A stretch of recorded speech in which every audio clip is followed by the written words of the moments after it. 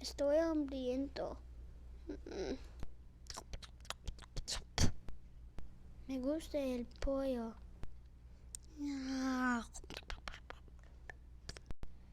Me gusta el pescado. Tengo una semilla de tomate.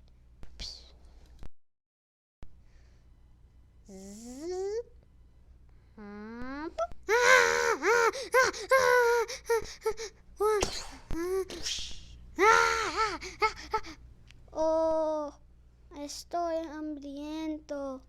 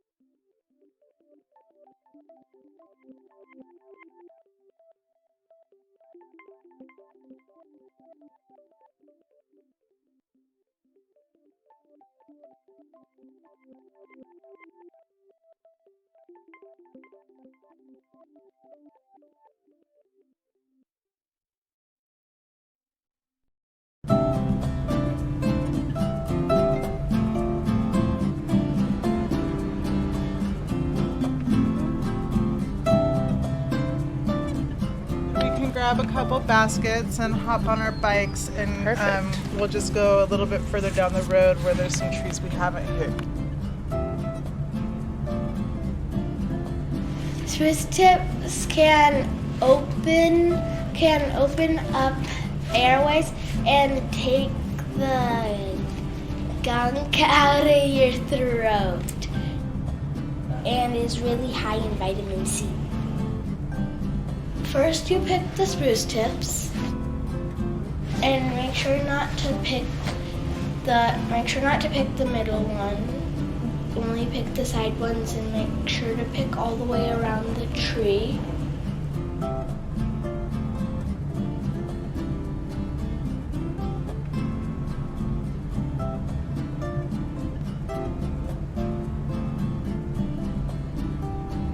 Then put them in a pot and fill them to the top so the water covers them with water, rainwater. The groundwater could have arsenic in it, and that would be bad for the teeth. Then you boil it.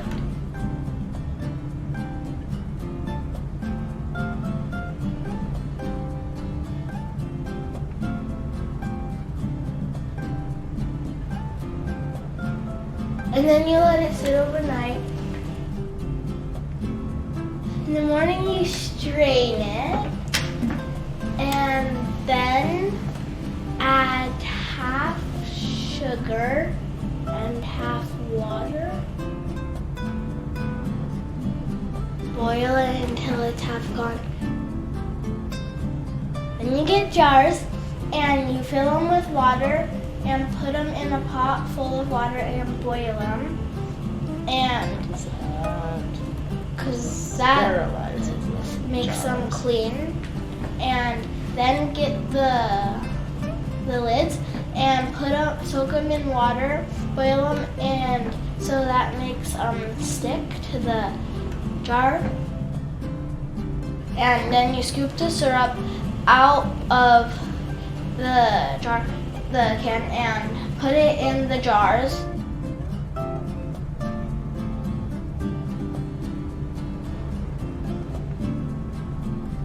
Then you get a magnet, and you take out the lids and put them on the jars, and that's it. And then what do you have? Syrup. What kind of syrup? Spruce tip syrup.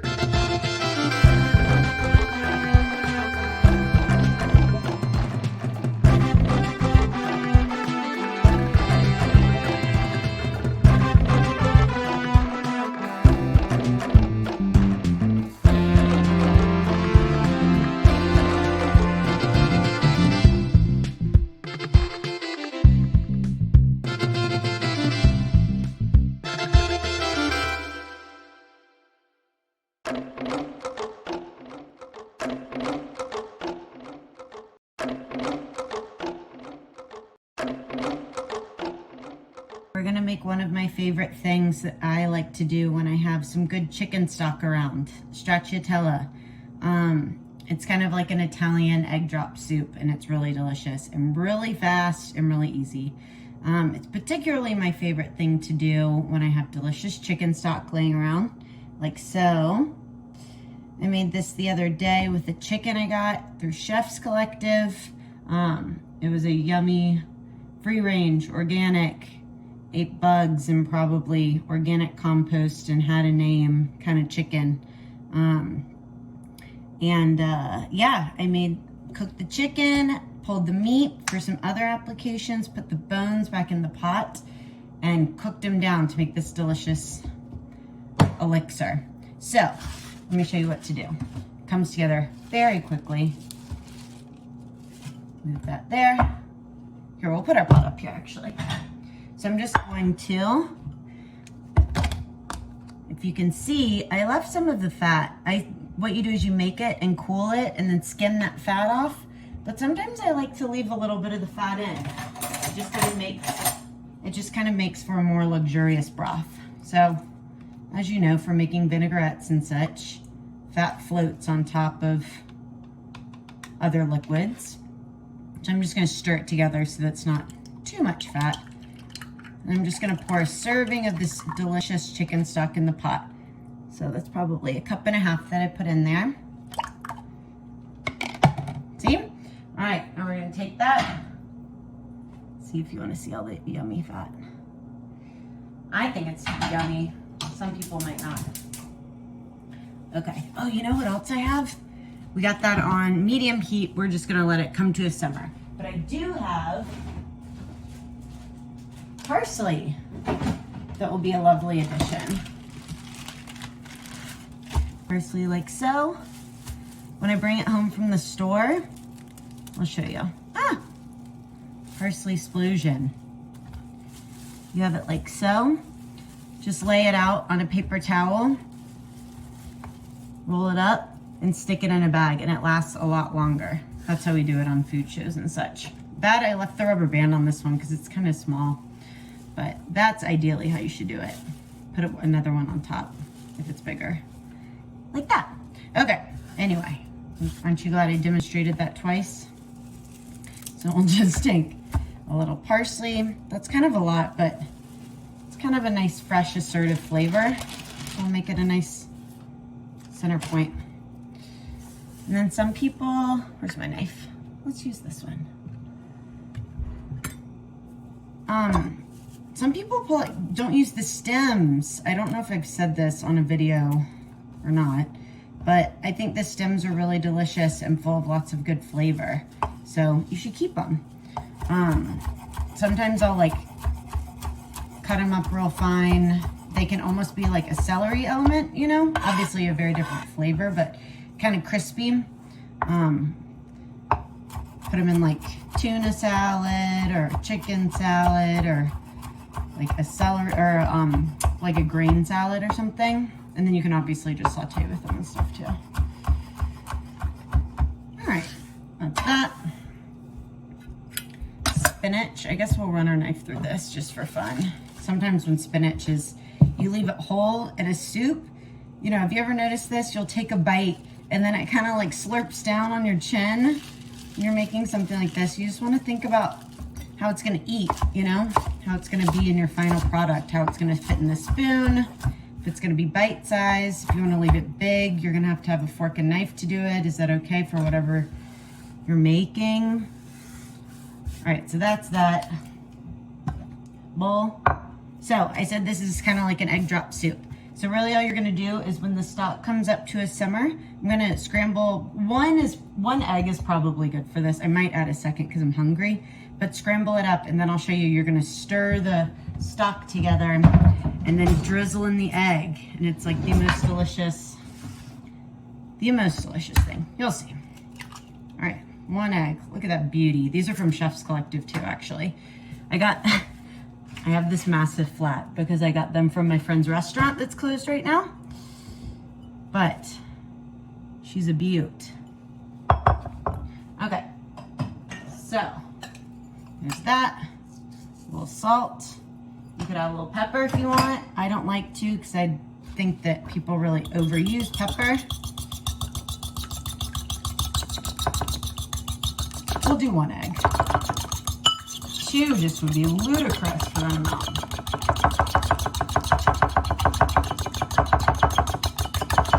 Ludicrous. All right, cool. So we have spinach, parsley, egg, lemon, cheese, microplane. That's your mise en place. Everything in place, right? All right, so now let's cruise over here. So here's what you're gonna do. Just kind of agitate this, give it a little swirl. Oh wait, first, this stock doesn't have salt, I forgot. So I'm just gonna reach on camera. Just let a pinch of salt. Season as you go. You season the stock, you season the egg, just a little. That's why restaurant food tastes so good. All right, so can you see in here? Can you see in here? Okay. So now, really get it cruising. See how it's really cruising around? And then just stream in your egg. Like so. That's it. Spinach goes in. Parsley goes in. Heat goes off. I'm just gonna give it a little swirl. The spinach and parsley, I mean, you just want it enough, it's like 30 seconds is all you need because you just want it to cook. Then you get, see that beaut? Now you got your lemon. This is a microplane. It's like one of my favorite tools I use for everything. Lemon zest is also one of my favorites. You can ask my friend Justin. Justin loves to make fun that my first cookbook ever would be lemon zest because my suggestion for every recipe I used to write with him was add lemon zest to it. But it's true, it's good for savory, sweet, brightens up everything. You can't really see. There we go, making a mess, making it cheesy and delicioso. And that's it. We have our little, I don't know, this is from the cutting board. I guess we call it a snack. Snack, mini lunch.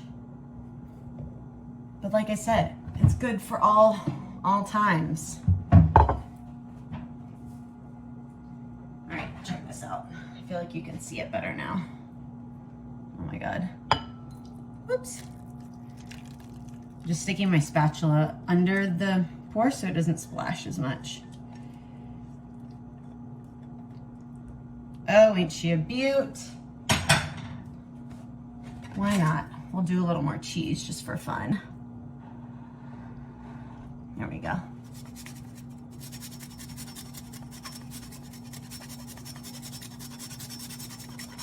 All right, and you can put anything you want in here. You could do kale. I mean, I just like greens, but you could put any kind of already cooked veg in there. I might even do a little lemon slice just for fun.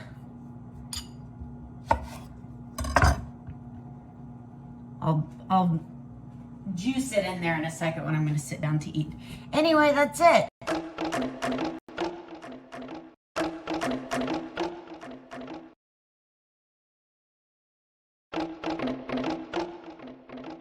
So now we're gonna make preserved lemons. I'm so excited because I've never done this before. So we're gonna do this experiment together. So all you need are lemons, ideally some well-washed organic lemons because you're gonna be eating the skin, kosher salt, and a nice sterile jar. I just washed it with like hot soapy water. You don't have to, boil it or anything. And this is not my recipe, by the way. It's Jessica Coslow's recipe. She's a chef in LA. And I was generously shared given it through my friend Kim. She sent me some voice memos for it. So to get started, you're going to take your lemons and you're going to just take your knife and make a cut, not entirely through the lemon, but almost to the end, vertically towards the stem end of the lemon. And then you'll make a similar cut perpendicular to that. As Kim said in her voice memo to me, she said it looks like hot cross buns. And then you'll just repeat that process with all of your lemons. I'm using 4 purely just because I think that's what I can cram in this jar that I had lying around that I'm going to build this in. So after you have your lemons cut, you're going to add some salt to your jar, just a thin layer. I didn't measure it. I think maybe it's a 1/4 cup. And then you'll take your lemon, and I like to cut I took a little piece off the bottom because I know it's always easier to work on a flat surface than have your lemon kind of rolling around all over the place. And then you'll take your salt and you're just going to put it in your hot cross bun end, if you will. And you want to just add enough salt so it kind of fills up the lemon and is covering all of the pulpy part, because that's obviously what's going to preserve your lemon. So you'll repeat that with all of them, and then you're just going to take them and kind of cram them into your jar. These are pretty ripe lemons. Kim made a good point that, you know, if you end up with lemons that maybe were picked earlier or are kind of harder and not as juicy, you know, it depends on the season, where they're come from, how long you've had them. You can take them and roll them on the cutting board to kind of get the juices flowing. And this makes it a lot easier. It makes them kind of softer. It might make them easier to kind of cram into your jar. I know that you can also take any citrus if it's not as juicy as you'd like, and you can actually stick it in the microwave for just 5 to 7 seconds. I've done that a bunch of times if I'm having like friends over for cocktails or something. You know, limes I feel like are more often than not are on the drier side. So I'll just pop them in the microwave for like 5 to 7 seconds, just until, you know, it breaks up some of the cells inside and makes them a lot juicier. So anyway, but back to this. So you're going to go ahead and just put a single layer of lemons and then add a little bit more salt, and then repeat with however many lemons you have. And then you'll ultimately just add more salt to fill up your jar.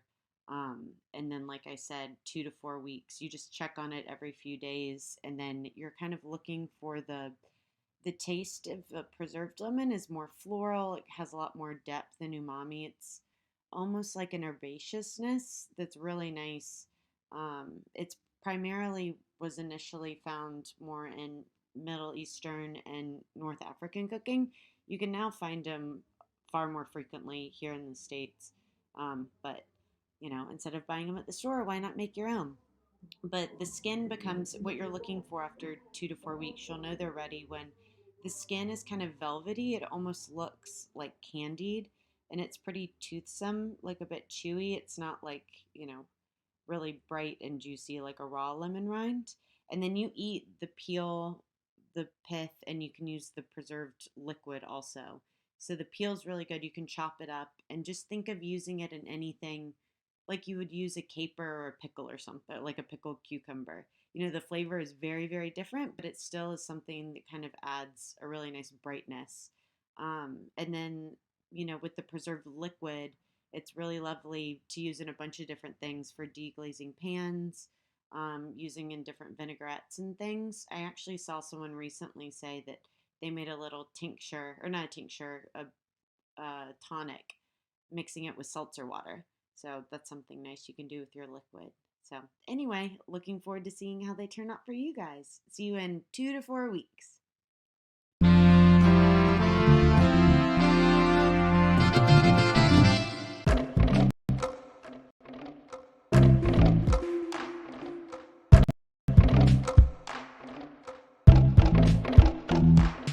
This is what I'm calling a puree or whatever soup. I had a friend recently text me and ask me a good way to use up some vegetables that are about to turn, and I told her that she should put them into a pureed soup. It's really easy, and I feel like it's something else other than just the same old, you know, throw it in a stock pot kind of thing. During these quarantine times, we don't want anything to go to waste. So Anyway, for this particular soup, for puree of whatever soup, we're gonna do a fennel, apple, and potato soup. So I'll show you real quick and then I'm gonna get to chopping because we have a lot to do. But we have potatoes, celery, a little nub of ginger, right here, fennel that looks pretty busted, but there it is, apple. And then I have some white pepper, and I don't have any homemade chicken stock right now. So I always buy Better Than Bouillon, which is like one of my favorite things ever. And I feel like it's a little secret that no one really tells you about. So I'm just gonna move this aside and I'll tell you a little bit more about this soup so we can get things cruising. As I said, I'm gonna call it a puree of whatever soup because you really can make this with whatever you have on hand, you know? I think these potatoes have little eyes on them, but it's just enough to where you can kind of, you know, it'll come right off. Yeah, when you peel them. So anyway, puree of whatever soup because you can really use any veg that you have on hand. Potatoes are just nice because they thicken, obviously, the starch and add some nice body to it. You know, in this case, apple and fennel are kind of on the sweeter side and don't necessarily have any starch or anything in them. Apple has pectin in the skin. We're gonna peel it anyway, but yeah, I just thought the potato would help nicely. If you're using any other vegetable that doesn't have starch in it, like, I don't know, a myriad of different things. You can really use anything like squash or cauliflower. You could do broccoli. Broccoli is a good example if you don't have something with starch in it. So if you wanted to make a broccoli soup, which is super delicious, I've done it a million times, just something else to do with broccoli. And it's nice because you can make it and freeze it. You can finish it with a little butter and flour mixed together, and that'll provide some nice body and really thicken it. I know some people will use flour and butter in addition to potato, but I don't think it's really necessary. When in doubt, I try and, or not when in doubt, but like in general, I try not to eat so much flour. You know, if I'm gonna eat flour, I want it to be a good piece of bread or something. Okay, so I have potato peels, by the way. I save all this stuff to make stock with. So as I mentioned, today I don't have homemade stock, but I have a little tub that I keep in my freezer. I'll show you in a few. And I just add things as they come up in the kitchen. And then when the pot gets, or the little plastic container gets full enough, I'll just add more stuff to it, or I'll take it and then I eventually have enough to make an actual pot of stock. So everything from like potato peels or like mushroom stems or celery or carrot tops, you know, that you kind of like lop off the parts that you don't want. Onion, the tops of onion are really good. I'm trying to work towards camera. It's kind of awkward too. But there you go. Just add all that in your little container. And then when it gets full enough, you're gonna have this wonderful melange of different items that you can use to make your stock with. So anyway, those potato skins will go in there. This celery is pretty busted, so that'll definitely go in there. We'll add to it. Anyway, so other ingredients I have are the fennel and apple. Obviously the apple is going to provide some nice sweetness, and fennel will as well, but you know, has kind of a different anisey flavor. I have this book that I should really show that I love to flip through sometimes. It's called, I'll go get it in a minute. It's called The Flavor Bible, but it's like the best book ever if you have something and you don't really know what to do with it. It's really lovely because you can flip through and it'll show you different flavors that complement each other, you know? So like I went through there the other day, I forget what I was making. I don't know. In this case though, I flipped through it and I was looking at fennel and I was like, oh right, ginger pairs really well with fennel. So like I have a little ginger on hand. Anyway, so there's the potato. Fennel is super sad. I'm just gonna cut up the top. I'll add that to my stock. I'll go ahead and just run my knife through it like so. My little stock pot, stock bowl. Put all that right there. And then, see, it's kind of like beat up. So we'll just put our knife through it. and take off all these Eggo parts. Maybe we'll just go like that. That's pretty good. Anyway, so as I was saying, you can do this with anything. If you use a not starchy vegetable like broccoli, I think that it would be really nice to finish it with flour. You can also finish it with like sour cream or creme fraiche or something. It's really lovely. You just want to kind of dice this up, you know, so it's going to quickly stock pot. Quickly cook. Okay, but I didn't even tell you, before you get to finishing your soup, really all you're gonna do is take this veg and you just wanna sweat it off in the pot. You really don't want any color necessarily. You just don't need caramelization. It's all about like, you have your yummy vegetables. I'm gonna put these into bowls actually.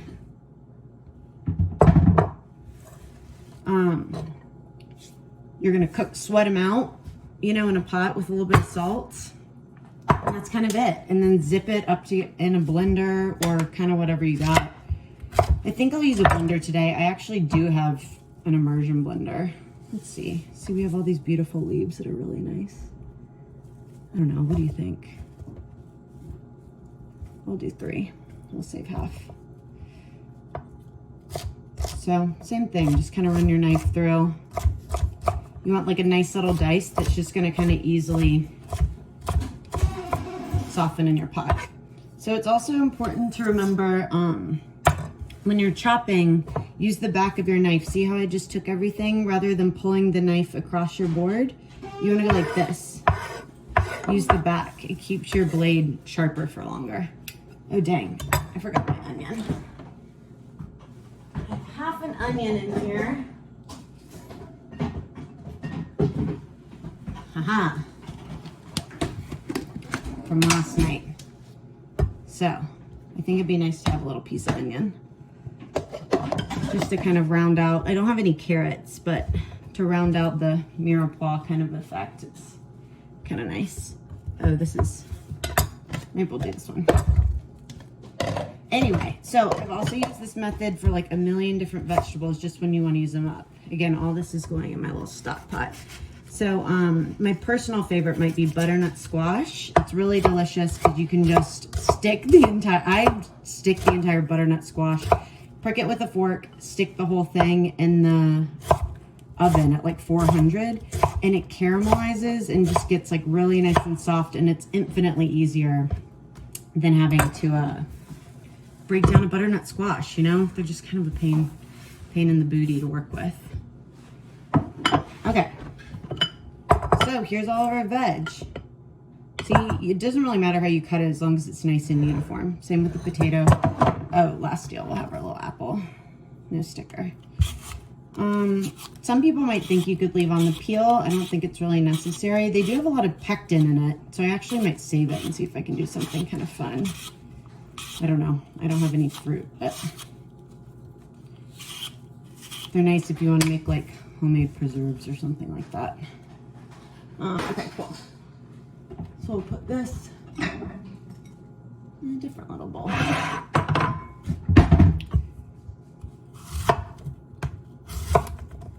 You know, no big deal if it's not perfect. I think we'll likely go ahead and add that with the potato so it can cook down nicely. Uh-oh, hold on one sec. Patrick just walked in. Go ahead, Peebo. I think he's feeling shy that the camera might get on him, but he doesn't know it's pointed directly down, so it doesn't matter. He's not going to walk in our shot. So you just kind of quickly zip your knife through. That's all good.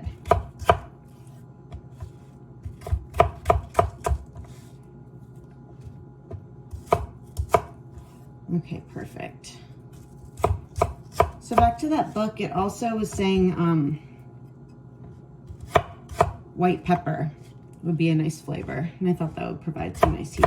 Oh, another book that's good to talk about here is a book called Salt, Fat, Acid, Heat. It's by Semen Nostrat. And the idea behind that is like you really just want to think about salt, fat, acid, and heat whenever you're making anything. So whether it's like a soup like this, I mean any dish, truly. The idea is just like you want to round it out really nicely by thinking about salt, fat, acid, and heat. So in this case we have, you know, salt. We're gonna add some, I think just some plain salt. Maybe we'll add a little splash of fish sauce or something. Fat, we're gonna have fat from that we're about to add to the pot, and then we'll likely finish it off with some butter. Acid will come from the apple. We also have a little bit of white vinegar, but if you're doing this in, you know, whatever vegetable you have on hand, like some white wine is always really nice. Okay, here's our pot. I'm gonna start cruising. We gotta get this thing going. Can we see? This is our maiden voyage with this kitchen setup, so we're gonna see how it goes. Oh yeah, all right. Acid could be like white vinegar, which we have right here. How about that? And then heat though, white pepper. But you could use anything, you know? I mean, all of these are like completely interchangeable. Kind of to whatever you have on hand. That's why I felt like this is such a nice way, or a nice thing to show you guys what to go ahead and use up. Okay, cool. So, in the pot, for me, that means fennel, celery, onion. But you'll use any aromatics that you have on hand, you know? And you just kind of want to sweat them down. I'll go ahead and add some salt. Don't be afraid. I feel like when people cook at home, you would be either amazed or horrified at how much salt is added to your food in a restaurant, and that's why it tastes so delicious. If you guys are watching and you're actually cooks, then you know what I'm talking about. But anyway, that's why it tastes so good. So as a home cook, ta-da, ta-da. It's harder to over-season than you think, you know? As Mark Murphy says, he has a really good book that's called Season with Authority. Cool. All right, so we're gonna let this cruise until it's nice and translucent, and then we'll be right back.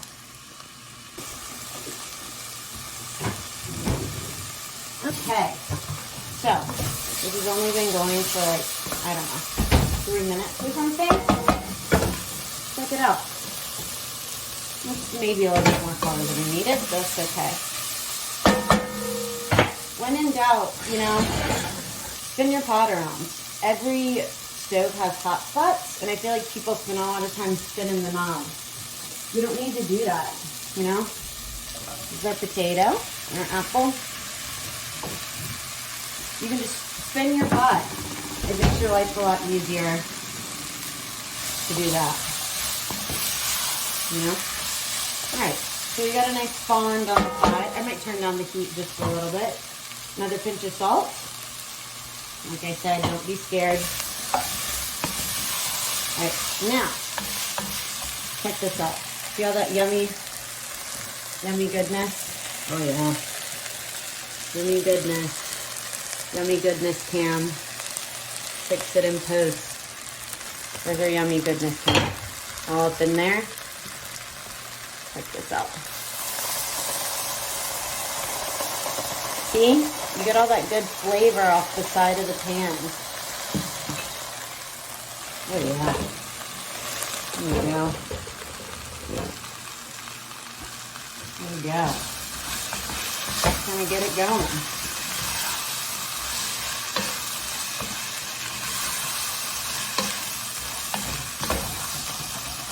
Yeah, and you scrape up the bottom. I'm not quite ready for this. I don't think we need any more vinegar, but I will go ahead and add just a little bit of water so that you don't scorch your pan. There's a big difference between yummy, the fond is what we call that yummy stuff at the bottom. There's a big difference between fond and burning, you know? So you can hear it. Hear how everything's kind of sizzling along. That's water coming in contact with heat and evaporating. Okay, so we're gonna let that chill for a minute. Maybe add a little bit more water. And there's one thing we forgot to do. We're gonna airplane across back here. Okay, so we forgot to deal with our aromatics. Really, in this case, it's just the ginger. But I did want to show you how to peel it. So I feel like some people want to peel it like this or peel it like this, which is not necessary. Take a spoon and you just peel like so. And it's infinitely easier and you don't use as much. See, check it out. It's all your, well, there's some celery, but.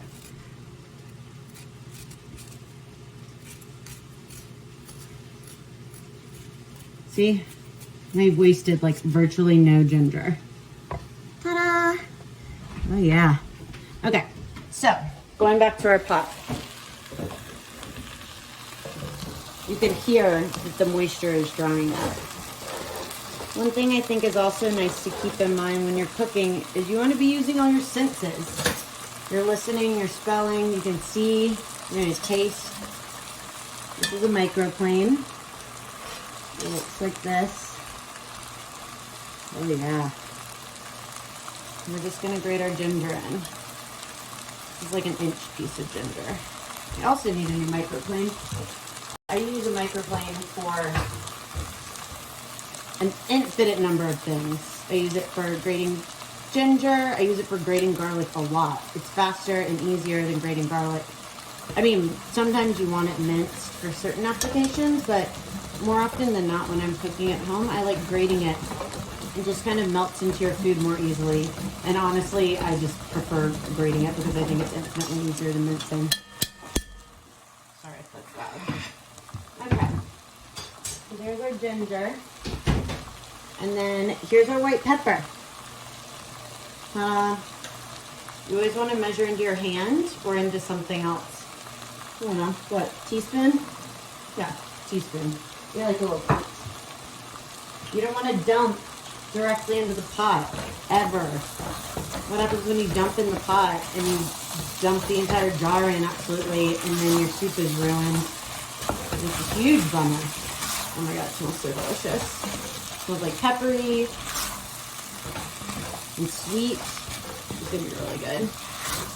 Okay, so earlier I was saying that I don't have any stock, and this is definitely not as good as homemade stock, but this is something that I feel like is highly underrated and no one really tells you about.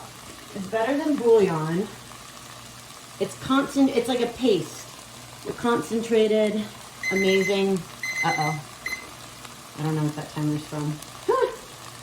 A concentrated stock paste, and it's really delicious. Like basic stock. Dissolve 1 teaspoon and 8 ounces of water. I never do that, honestly. Just take a nice spoonful, like so. Get it in there. I might do maybe a little more just for fun. And this stuff is so nice. I mean, I'm not going to do the math right now, but a teaspoon for 8 ounces. I don't know how many teaspoons are in this thing. 38. It says 38 in the nutrition facts. So this is whatever 38 divided by 4 is, because 4 cups are in a quart. Whatever 38 divided by 4 is how many of those boxes of stock that you've been lugging home from the store that are just not worth it. It's the same thing. It lasts a lot longer in your fridge, and it's a lot more versatile. I'll add it to all sorts of stuff. Oftentimes when I'm making rice, I'll toast the rice up a little bit and add it to the rice. I'll use it sometimes when I'm like deglazing a pan, stuff like that. Okay.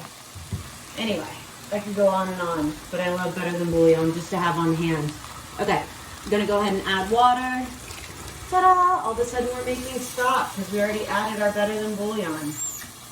I have no idea where my liquid measuring cup is,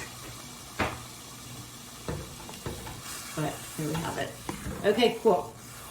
And now we're just gonna let this cruise. We're gonna let it cook, break down until the potatoes are nice and tender. I really have no idea. Maybe 10 minutes, maybe 15. We'll kind of check back in and see what happens with it. And then we'll transfer it to the blender and I'll show you how to puree it.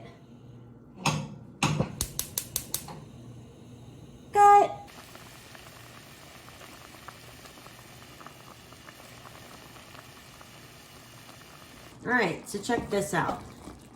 It's thickened considerably. Let's get our little cake tester. See what's going on. I think that's a potato, not an apple. Ah! All right, well, don't drop it on the floor. It's okay, we wiped it off. 5-second rule. We're at home, we're not in the commercial kitchen. All right, so, potato. Ooh, that feels nice and tender. Let's see. Yeah, cool. So I'd say that fits the bill. Nice and tender. It's gonna puree up into a lovely soup.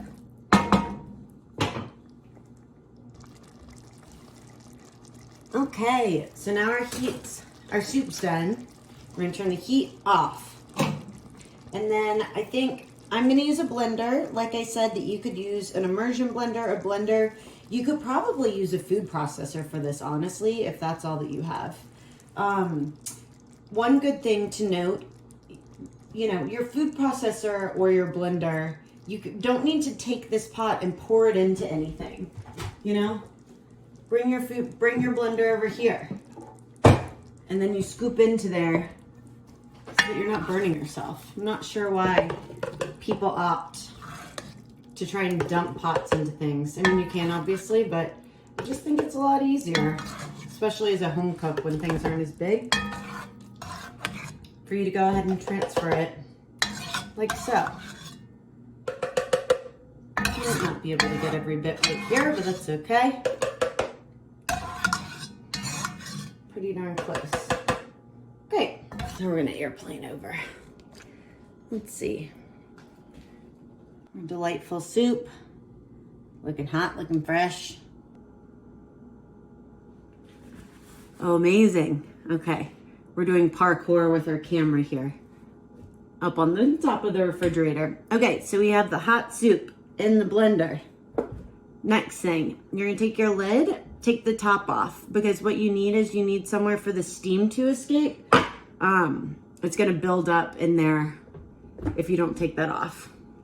So when you're working with anything hot, take off the top, take a rag, and put it right on top.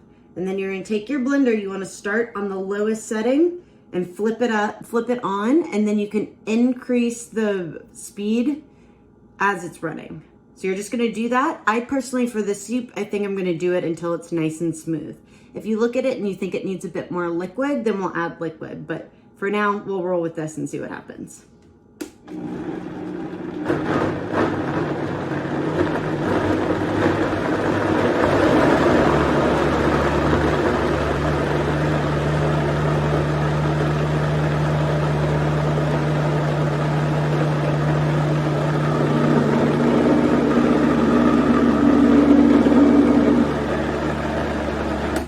Nice, it's already nice and smooth.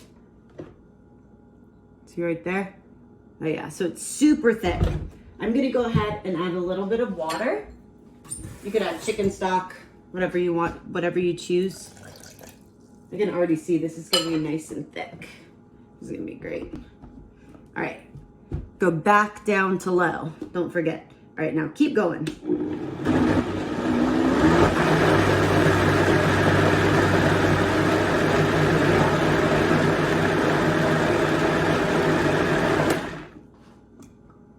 Oh, amazing. Okay, this looks great. All right, so we have it nice and smooth. I feel like we didn't mention this enough earlier. Well, here's, first of all, butter.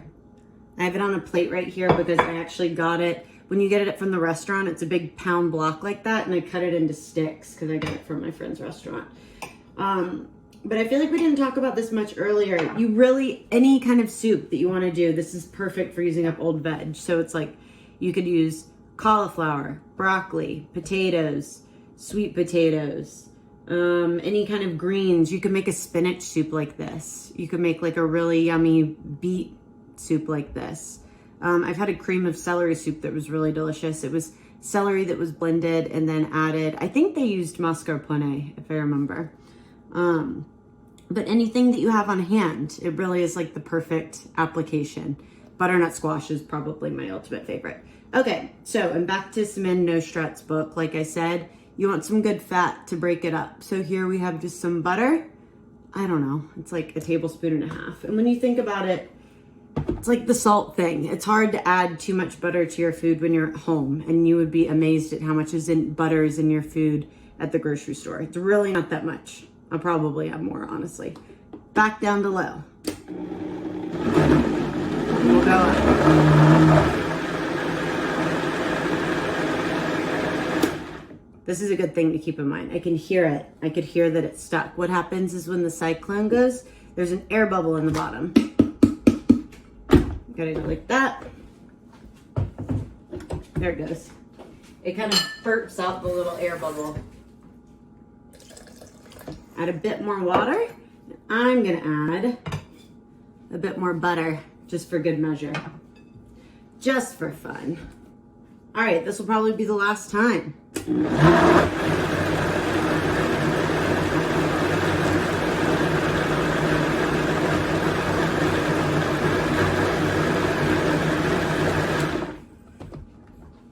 Oh my gosh, this looks great.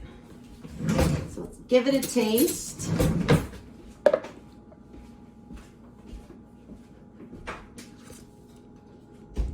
Oh man.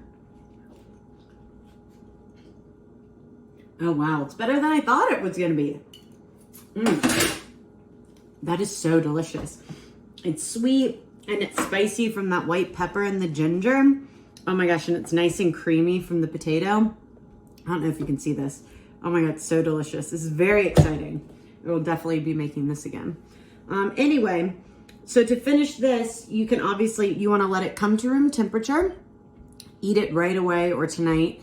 But also in a perfect world, you'll stick it in the freezer and you'll have it when you need something delicious to have on hand for dinner. You can garnish it with anything you choose. I think I'll probably garnish mine with celery leaves and maybe a little bit of olive oil. Oh, amazing. Okay, we're doing parkour with our camera here. Up on the top of the refrigerator. Okay, so we have the hot soup in the blender.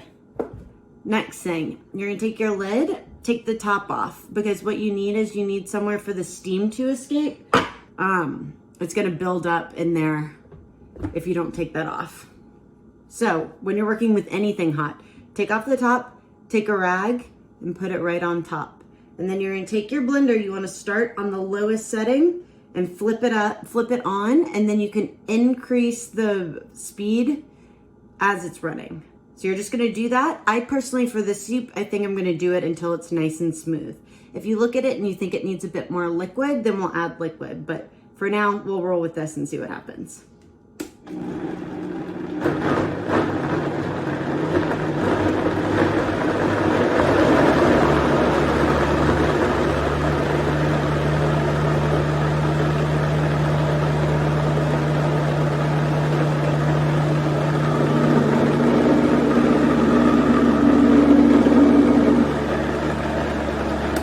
Nice, it's already nice and smooth.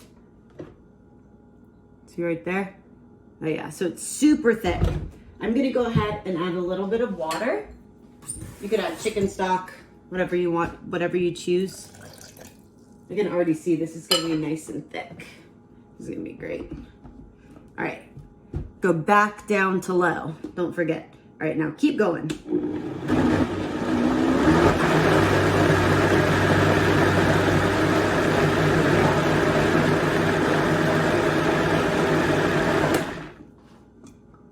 Oh, amazing. Okay, this looks great. All right, so we have it nice and smooth. I feel like we didn't mention this enough earlier. Well, here's, first of all, butter. I have it on a plate right here because I actually got it. When you get it from the restaurant, it's a big pound block like that, and I cut it into sticks because I got it from my friend's restaurant. But I feel like we didn't talk about this much earlier. You really, any kind of soup that you want to do, this is perfect for using up old veg. So it's like you could use cauliflower, broccoli, potatoes, sweet potatoes, any kind of greens. You could make a spinach soup like this. You could make like a really yummy beet soup like this. I've had a cream of celery soup that was really delicious. It was celery that was blended, and then added, I think they used mascarpone, if I remember. But anything that you have on hand, it really is like the perfect application. Butternut squash is probably my ultimate favorite. Okay, so I'm back to Semen Nostrat's book. Like I said, you want some good fat to break it up. So here we have just some butter. I don't know, it's like a tablespoon and a half. And when you think about it, it's like the salt thing. It's hard to add too much butter to your food when you're at home, and you would be amazed at how much butter is in your food at the grocery store. It's really not that much. I'll probably have more, honestly. Back down to low. We'll go up. All right, let's give it one final taste. This is exciting. It smells amazing. Oh my God. Wow. It's delicious and honestly infinitely better than I thought it was going to be. It's like nice and thick from the potato, and it's sweet from the apple. It's really nice. It all like pairs really well together. Oh, and it's got like a little kick from the white pepper and ginger. Oh, it's warming. This is really, really, really delicious. So anyway, I hope I taught you a nice little trick about what to do with your leftover veggies. If you post it on Instagram, feel free to tag me. All right, we're going handheld. Check it out. See how thick it is? You can obviously make yours thinner or thicker just depending on what you're working with.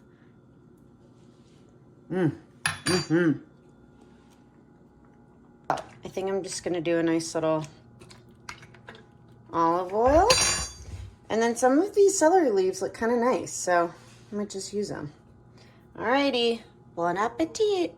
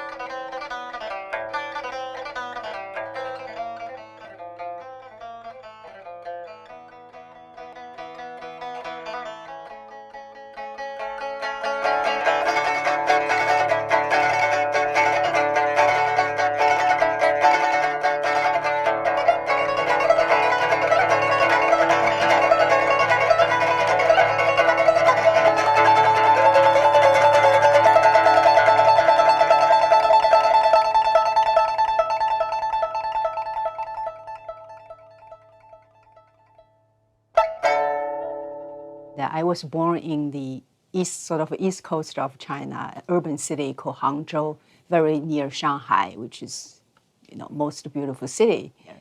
And I grew up singing Uyghur music, which is translated into Chinese. And so I thought, I never been there. I never visited the Xinjiang area.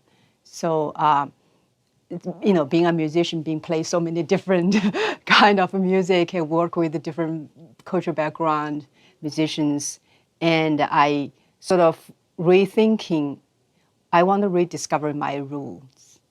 And because people came from that area.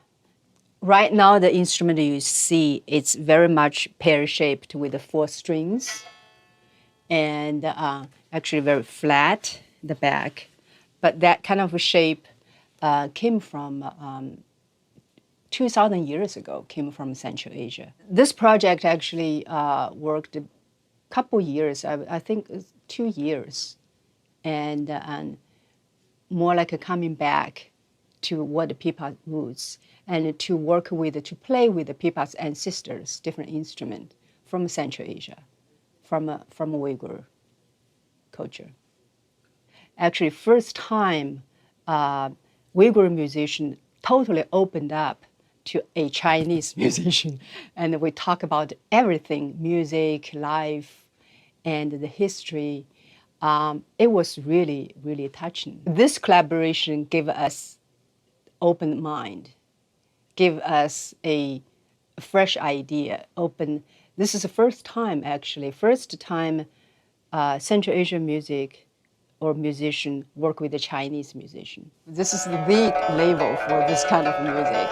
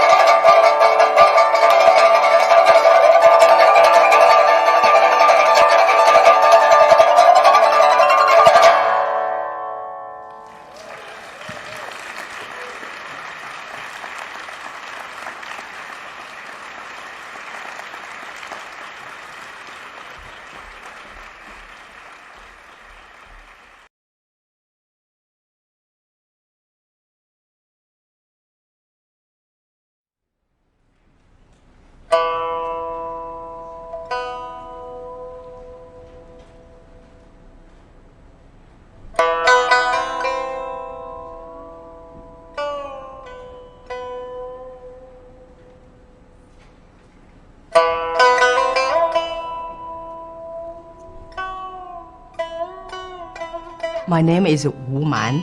I play instrument called pipa. It's a pear-shaped, a lute-like plucking instrument with 4 strings.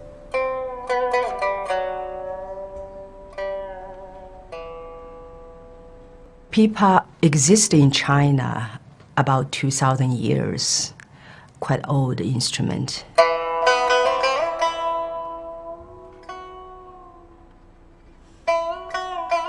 A lot of painting and poem talk about pipa.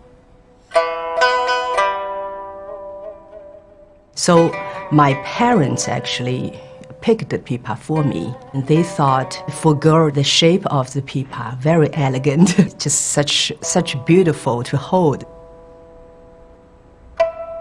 Of course, I have no choice. A very different education system in China. Become a professional musician is not my decision.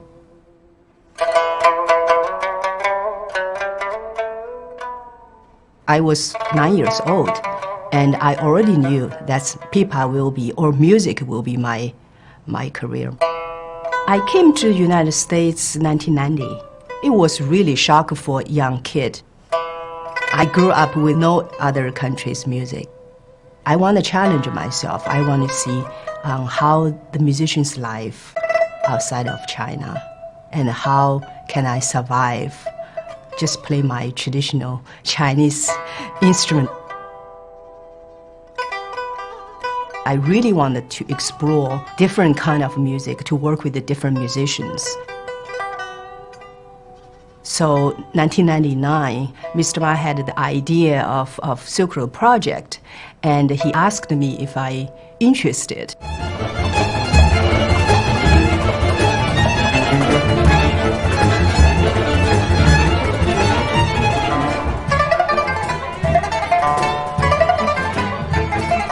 I think this ensemble is very unique. First of all, we all came from a different cultural background. Secondly, we were all very young when we started. Many of the members, they were just got out from school and had no experience at all. Sort of we grew up together as a musician, and we all very passionate about music as well as wanted to know other culture.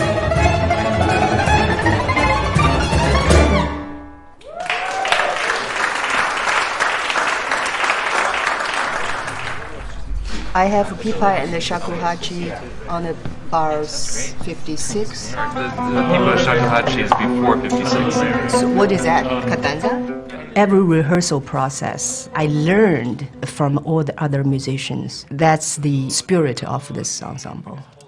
Of course, there are challenges. The sound of each instrument is very different. I remember first time I played with Mr. Ma, and his cello sounds is huge sound and played for the bigger concert hall without amplification. And for my instrument, plucking instrument, very different color of the sound. And how can we play together? What is the balance?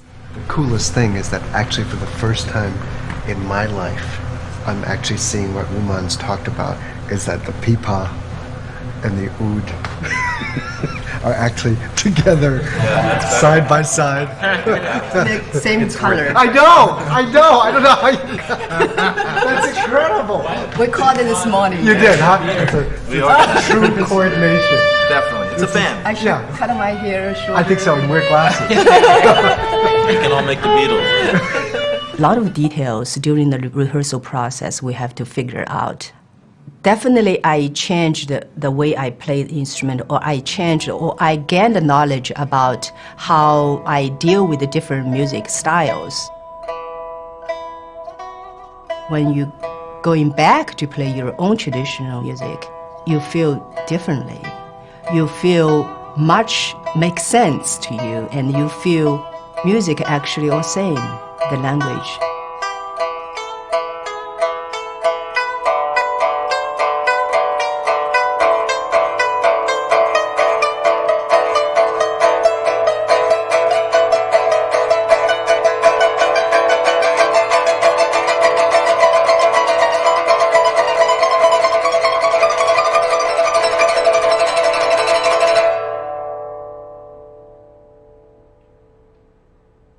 You know, people always mention the East meets the West. I always laughing at that because, well, globe is round. So where is the East? Where is the West? It's just a different culture. I think I'm a very fortunate person. I had a chance to come live in the West, and I learned both culture. That's the richest part for musician, for artist. There is no limitation. There's no box, put myself there. I don't like that. I want to just get out and see the world.